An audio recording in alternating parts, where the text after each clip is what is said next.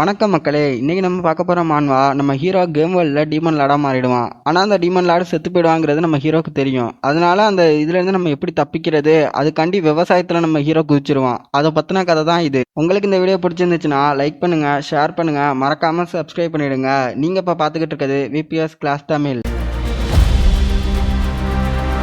ஸ்டார்டிங்லேயே பார்த்தோம்னா இப்போ ஒரு மேப்பை காட்டுறாங்க. அதில் என்ன போட்டிருக்காங்கன்னா ஒரு இடத்த மார்க் பண்ணியிருக்காங்க. அதாவது அந்த இடம் ஹியூமன்ஸாலையும் சரி டீமன்ஸாலையும் சரி ரெண்டு பேராலையுமே கைவிடப்பட்ட ஒரு இடம். அந்த இடத்தோட பேர் தான் எக்ஸில் வில்லேஜ் அப்படின்னு அந்த வில்லேஜை காட்டுறாங்க. அந்த வில்லேஜ்லேருந்து பார்த்தோம்னா நம்ம டீமன்லாடோட கேசலோட ஷேடோ தெரியுது. இப்போ அவன் சொல்கிறான், ஒரு வழியாக எனக்கு எல்லாமே சரியாயிடுச்சு. அதை பார்த்துட்டு அவன் சொல்கிறான், யங் மாஸ்டர் இப்போ தான் எனக்கு ரொம்பவே சந்தோஷமாக இருக்குது. நல்ல வேலை உங்களுக்கு எல்லா பிரச்சனையும் சரியாயிட்டு. நீ எனக்கு ரொம்ப கேர் எடுத்து பார்த்துக்கிற தெரியுமா. அடுத்த வாழ்க்கைன்னு ஒன்று இருந்துச்சுன்னா கண்டிப்பாக நான் உனக்கு சர்வெண்ட்டாக இருப்பேன். நீ தான் என்னோட மாஸ்டராக இருப்ப. அது மாதிரியான ஒரு வாழ்க்கையுமே இருக்கும் அப்படின்னு அவன் சொல்கிறான். இப்போ இவன் சொல்கிறான், நானுமே பணக்காரன் ஆகணும்னு தான் ஆசைப்பட்றேன். அதான் உங்களுக்கு தெரியுமே, சுற்றியும் பெரிய பெரிய ஆளுங்களாக இருப்பாங்க. அவங்களோட நம்மளும் பாஸ் மாதிரி ஒருத்தங்களா இருக்கும்போது அது எப்படி இருக்கும் தெரியுமா. இப்போ இவன் உழுந்து சிரிக்கிறான். என்ன பண்ணுறது, எப்படியா இருந்தாலும் எல்லாமே கனவு தான். அதெல்லாம் நிஜ வாழ்க்கையில் கண்டிப்பாக நடக்கவே நடக்கா. சரி இப்போ எனக்கு ஹீல் ஆகிட்டேன், அதனால நான் எங்களோட கிங்டத்துக்கு நாங்கள் போகிறோம். ஏஜிடிக்கு மிச்சி நீ எங்கள் கூட வரியா அப்படின்னு அவனை பார்த்து கேட்குறாங்க. இப்போ அவன் அமைதியாக இருந்துட்டு சொல்கிறான், இல்லை என்னால் சரியாக சொல்ல முடியாது. நான் தான் சொன்னல, எனக்கு பழசு எதுவுமே ஞாபகம் இல்லை. உண்மையாக சொல்லணும்னா நான் யாருன்னு எனக்கு தெரியலை. நான் அதோட ஹியூமன் டொமைனை சேர்ந்தவனா அப்படிங்கிறதே எனக்கு டவுட்டாக தான் இருக்குது. ஏன்னா நான் இங்கே வரும்போதே எல்லாருமே என்னை பார்த்து பயந்தாங்க தான். என்னால் சத்தியமாக சொல்ல முடியும், அவங்களோட கண்கள் அது என்னை வரவேற்கிற மாதிரியே இல்லை. நான் எந்த ஊருக்கு போனாலும் சரி அங்கே இருக்கிற மக்கள் கண்டிப்பாக என்னை வரவேற்க மாட்டாங்க அப்படின்னு இவன் சொல்கிறானா. அதை பார்த்துட்டு ரெண்டு பேரும் அமைதியாக இருந்துட்டு சொல்கிறானுங்க, நீங்கள் உங்களோட ட்ரெஸ்ஸை மாற்றி பாருங்க, கண்டிப்பாக எல்லாருக்கும் உங்களை பிடிக்கும்.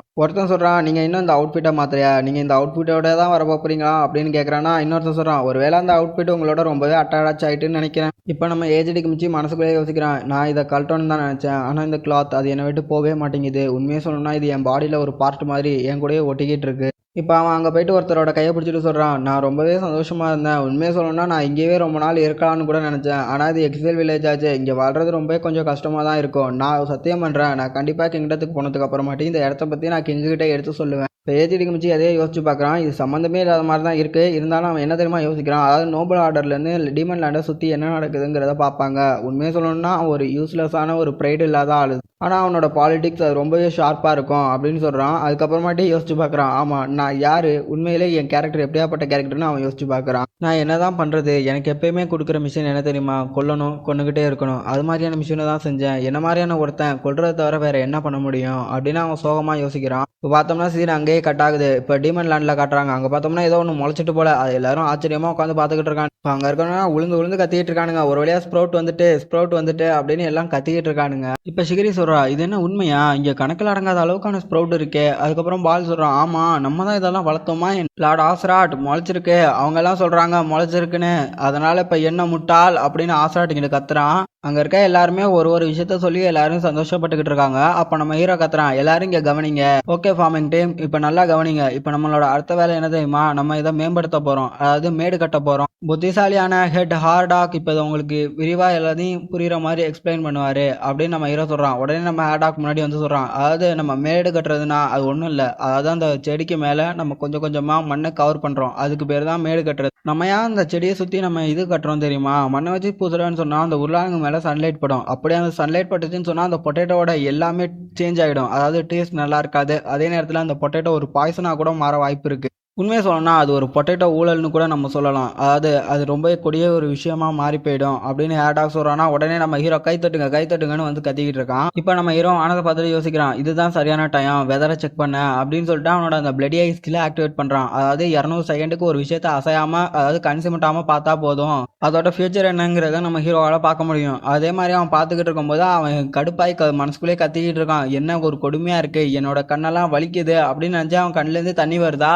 சுற்றி இருக்கவனுங்களாம் சொல்ல ஆரம்பிக்கிறானுங்க, அடடா டீமன் லார்டு என்ன அழுகுறாரா என்ன. அதை பார்த்துட்டு இன்னொருத்தன் சொல்கிறான், இல்லைப்பா அது ஆனந்த கண்ணு, டீமன் லார்டு இங்கே செடி முளைச்சு நினச்சி அவருமே ரொம்ப சந்தோஷப்படுறாரு. இப்போ ஹீரோ அந்த ஸ்கில்லை யூஸ் பண்ணானா. அப்போ அதில் சொல்லுது, பிளடி ஐ ஸ்கில்லை நீங்கள் யூஸ் பண்ணியிருக்கீங்க. இதனால நீங்கள் அடுத்த 6 மணி நேரத்துக்கு என்ன நடக்க போகுதுங்கிறத பார்த்தீங்க. வானம் தெளிவாக தான் இருக்குது, ஒரு விண்டு ஸ்டாம் இது மாதிரி எதுவுமே வராது. அதை பார்த்து ஹீரோ ரொம்ப சந்தோஷப்பட்டுட்டு சொல்கிறான், இன்னைக்கு எந்த பிரச்சனையுமே கிடையாது, நீ கூட ரெஸ்ட் எடுக்கலாம் டிப்பாங்க அப்படின்னு அதுக்கு ஒரு கல்லை கொடுக்குறான். இப்போ நம்ம செபிரோஸ் வந்து சொல்கிறான், டீமன் லார்ட் நான் ஒரு முக்கியமான விஷயம் கொண்டு வந்திருக்கேன். அதாவது செகண்ட் லார்ட் பேலஸோட ஒரு சபார்டினேட் இங்கே வந்திருக்கான். அது கேட்டுட்டு ஹீரோ ஆச்சரியப்படுறான். என்ன. இப்போ நமக்கு டீமன் லார்ட் பேலஸை காட்டுறாங்க. அங்கே வந்தவன் அவன் சொல்கிறான், என்னோட பேர் லஃபோலா, அதோட நான் செகண்ட் லார்டான பேலஸோட உண்மையான ஒரு விசுவாசி. உங்களை சந்திக்கிறதுக்காண்டி வந்திருக்கேன் டீமன் லார்ட் அப்படின்னு சொல்லிட்டு நீங்க அனுப்புன உங்கள்ட்ட இருந்து வந்த அந்த மெசேஜ் தான். அதாவது நீங்க சீஸ்ஃபயர் அறிவிச்சிருந்தீங்க. அதோட சேர்த்து நாங்க ஃபார்மிங் பண்ணணும்னு சொன்னீங்க. நாங்க அத பண்ணலாமான்னு பார்க்கும்போது, 3 லார்டான ராஸ்டார் எங்க மேல அட்டாக் பண்ணாரு. அதோட அவர் என்ன தெரியுமா சொன்னாரு? டீமன் லார்ட் ரொம்பவே வீக் ஆயிட்டான். அதனால நான் அவன கொன்னுட்டு நான் அடுத்த டீமன் லார்டா ஆக போறேன் அப்படின்னு. இப்ப அந்த டீமன் சொன்னதுக்கப்புறம் நம்ம ஹீரோ மனசுக்குள்ளே யோசிக்கிறான். இது இருக்கிற எல்லா பைத்தியக்கார டீமனும் ஒரே மாதிரி தான் யோசிக்குது. எப்பன்னு இருக்கானுங்க இந்த இடத்துக்கு.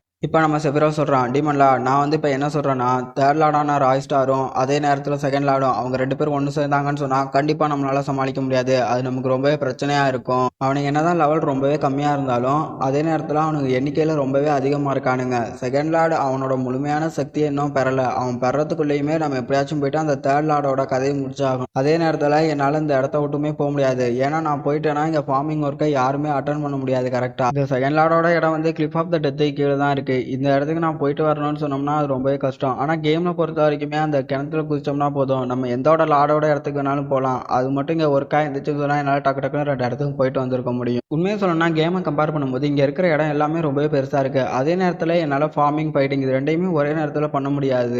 அட ஒரு நிமிஷம் இரு, நான் ஏன் இதை பற்றி நான் கவலைப்படுறேன்? இதை பற்றி நான் கவலைப்பட வேண்டிய அவசியமே இல்லையே. ஏன்னா நான் தான் டீமன் லார்ட் ஆச்சு, இந்த கேமோட ஃபைனல்ஸ் பாஸ். அப்படி இருக்கும்போது நானே டேரெக்டாக போய் சண்டை போடணுங்கிற எந்த அவசியமுமே கிடையாது. இப்போ அடுத்த பண்ணல சீரியை காட்டுறாங்க. சீரியஸ் சொல்கிறான், நான் ஒன்றும் டீமன் லார்டுக்காண்டியோ இல்லை மற்ற விஷயத்துக்காண்டியோ ஒன்றும் சண்டைக்கு போகல. பால் டீமன் லார்டு எந்த வேலை கொடுத்தாலும் கண்டிப்பாக செய்வான் அப்படின்னு பால் எங்கிட்ட சொல்கிறான். இப்போ நம்ம ஹீரோ மனசுக்குள்ளே யோசிக்கிறான், உண்மையே சொல்லணும்னா ரொம்பவே ராயலான சர்வெண்ட்னா அவங்க 2 பேர் தான். அதுவும் 4 ஹெவன்லி கிங்ஸில் உள்ளவங்க. அதோட இவங்க ஃபார்மிங்கில் வேணால் ரொம்பவே முட்டாளாக இருக்கலாம். அதே சண்டைன்னு வந்துட்டா இவங்க ரொம்பவே ஸ்ட்ராங்காக இருப்பாங்க. இதுதான் ஃபைனல் பாஸோட ஏரியா. அதனால இங்கேருந்து கீழே இருக்கிற அவனுங்க ஏரியாவுக்கு போகிறது ரொம்பவே ஈஸி. அதோட நிறையவே ஷார்ட் கட் இருக்குது அப்படின்னு நம்ம ஹீரோ நினைக்கிறோம். நமக்கு அடுத்த பேனல் ஒன்று காட்டுறாங்க. அதில் பார்த்தோம்னா ஹேர்டாக் அவனோட ஸ்கில்லை யூஸ் பண்ணி ஸ்ப்ரேவாக பரப்பிட்டு இருக்கான் அவனோட ஃபாகை. அதை பார்த்துட்டு நம்ம ஹீரோ சொல்கிறான், நம்மளோட ஜீனியஸ் நமக்காண்டி ஹெல்ப் பண்ணுறாரு. இப்போ நம்ம ஹீரோ மனசுக்குள்ளே யோசிக்கிறோம், நானும் ஹேர்டாக்கும் இங்கே ஃபார்மிங்கை பார்த்துப்போம், மிச்சம் வேலையை அவங்க 2 பேரும் பார்த்துப்பாங்க, கடைசியில் எல்லாமே சரியாயிடும் அப்படின்னு சொல்கிறானா. அதோடய சீனை கட் பண்ணிட்டு இன்னொரு இடத்த காட்டுறானுங்க. இப்போ பார்த்தோம்னா அந்த இடத்துல ஒரு பிளான் மான்ஸ்டர் மாதிரி இருக்கிறது மண்டி போட்டு இருக்கு. அது கத்துது,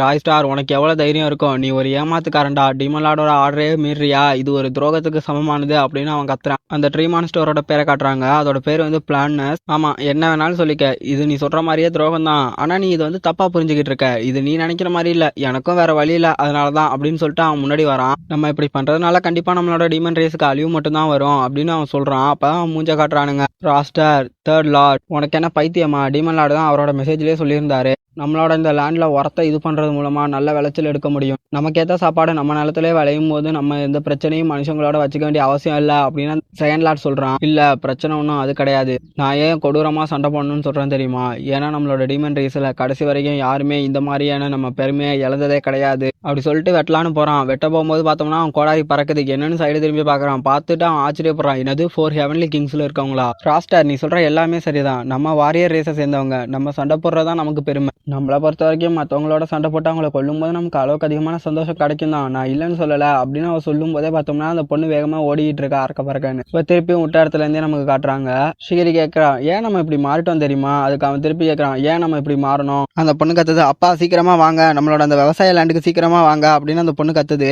இருக்கலாம், ஒருவேளை நமக்கு அது இப்போதான் புரிய வந்திருக்குன்னு நினைக்கிறேன். அதாவது ஒருத்தவங்களை கொல்றதை விட இன்னொருத்தவங்களை காப்பாற்றும் போது இருக்கிறது தான் நம்ம டீமன் குலத்துக்கு ரொம்ப பெருமையான விஷயம்னு நான் நினைக்கிறேன். இவ்வளோதையும் ஷிகிரி சொல்லும் போது பார்த்தோம்னா பேக்ரவுண்டில் அந்த ஃபீல்டு அது எப்படி மாறி இருக்கு அதை தான் காட்டுறாங்க. எல்லாருமே ஸ்மைல் பண்ணுறாங்க, பாதி பேர் அழுகுறாங்க. கடைசியில் நம்ம ஹீரோ காட்டுறாங்க. இந்த இடத்துல இந்த சாப்டர் முடியுதுக்கா. உங்களுக்கு இந்த வீடியோ பிடிச்சிருந்துச்சுன்னா லைக் பண்ணுங்கள், சப்ஸ்கிரைப் பண்ணுங்கள், கமெண்ட் பண்ணுங்கள். நீங்கள் போடுற ஒரு லைக்கும் தான் எனக்கு அடுத்த வீடியோ போடுறதுக்கு ஒரு மோட்டிவேஷனாக இருக்கும். நன்றி மக்களே.